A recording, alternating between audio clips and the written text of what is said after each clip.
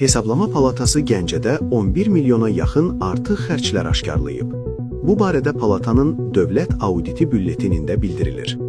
Məlumata görə, Gəncə şəhərində yolların əsaslı təmiri, abadlıq işləri, Gəncə İdman Sarayının tikintisi, eləcə də qəza vəziyyətində olan yataqxana və yaşayış binalarından köçürüləcək sakinlər üçün 249 mənzilli yaşayış binasının inşası üzrə audit aparılıb. Audit 1 yanvar 2023-cü ildən 1 iyul 2025-ci ilə qədər dövrü, ümumilikdə 192 milyon manat vəsaiti əhatə edib.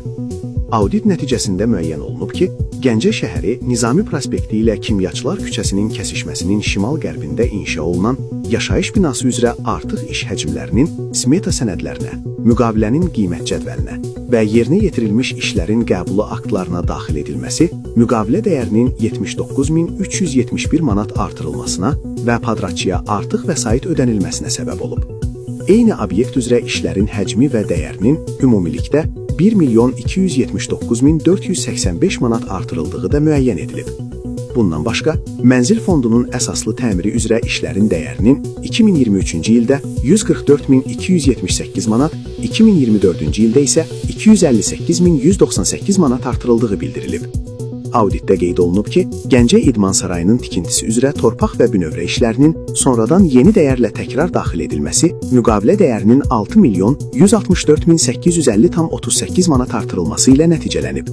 Eyni zamanda, layihə üzrə smetada nəzərdə tutulmayan bəzi avadanlıqların alınmaması və digər uyğunsuzluqlar işlərin dəyərinin əlavə olaraq 3.355.323 manat artmasına səbəb olub. Hesablama Palatası həmçinin bildirib ki, yerində baxış zamanı artıq göstərildiyi müəyyən edilmiş 252,7 min manat dəyərində iş həcmləri dövlət büdcəsinə ödənilməklə bərpa edilib. Bununla yanaşı, yolların əsaslı təmiri ilə bağlı padratçılarla bağlanmış müqavilələr üzrə 2 halda 19.912.000 manat dəyərində işlərin başa çatdırıldığı qeyd olunub.